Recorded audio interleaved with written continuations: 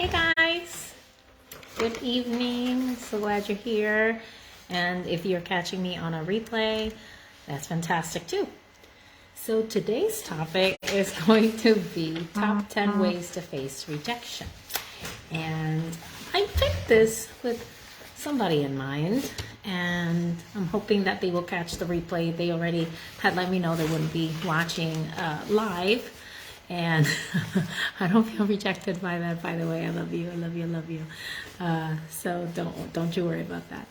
So I do want to ask, just to set the table and set the tone, have you ever noticed that some people take rejection and they're like, that's it, I'm down, I'm out, I'm gone. And other people take that experience, same experience, and they thrive. They're like, they come back stronger than ever. They're like, throw me to the wolves, I'm gonna come back leading the pack.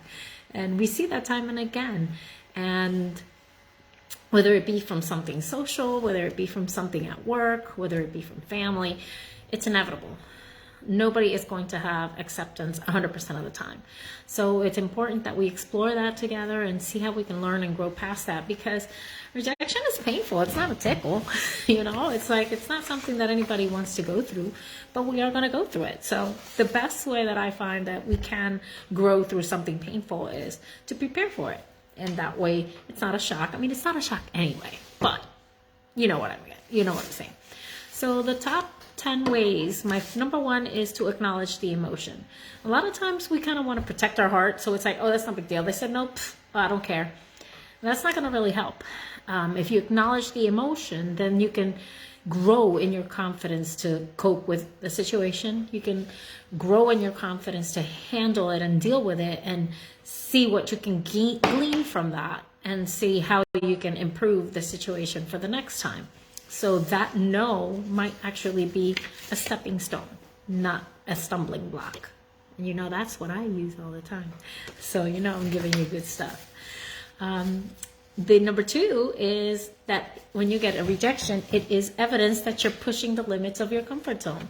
Because if you're getting constant yeses, you're not really pushing yourself. If it was easy, it wouldn't be a rejection.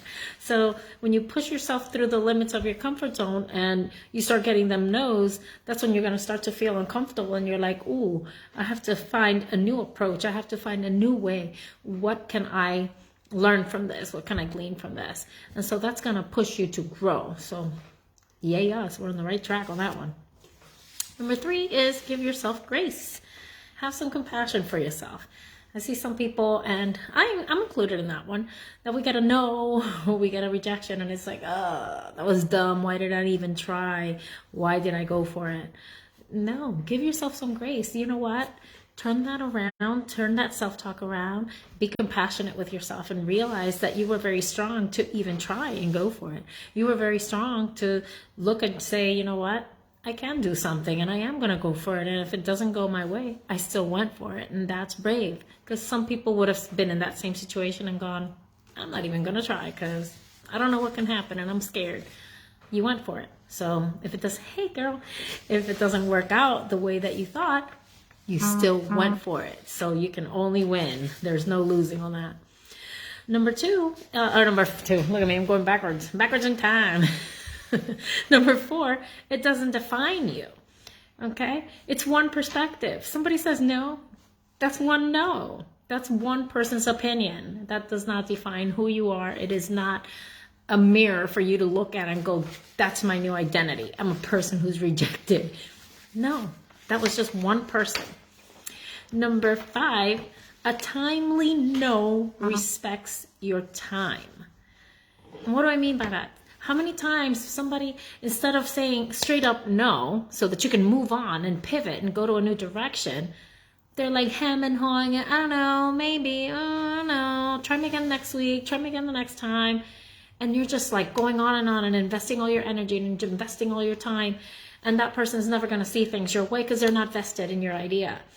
Wouldn't you rather just hear that no right now? Like, just give me the no, and that way I can move forward and I can pivot or I can plan and do things differently.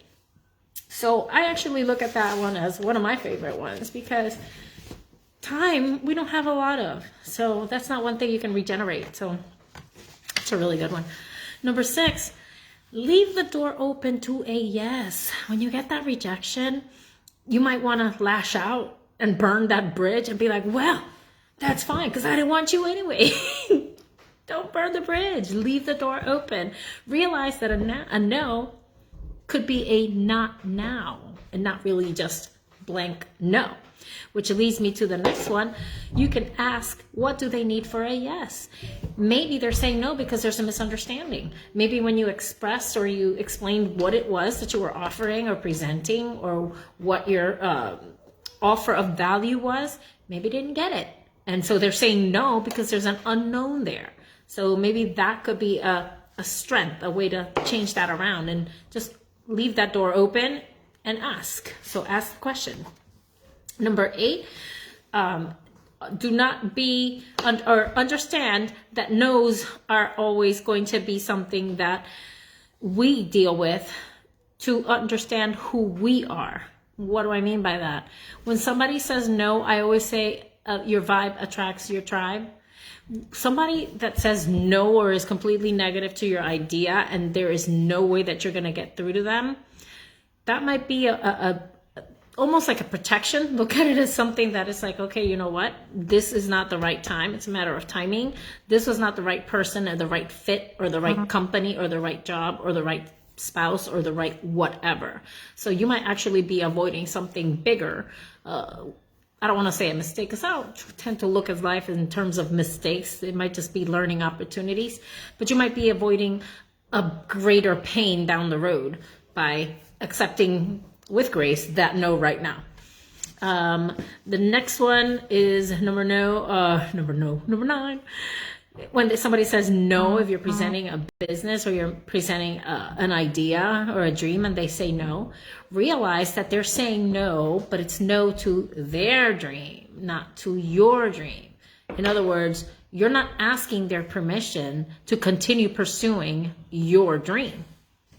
You're trying to invite them along on your adventure. And if they say no, that doesn't mean you shouldn't. It means they don't think they have the ability to pursue that dream, or they don't have the interest to pursue that dream. But that doesn't mean you have to stop your dream.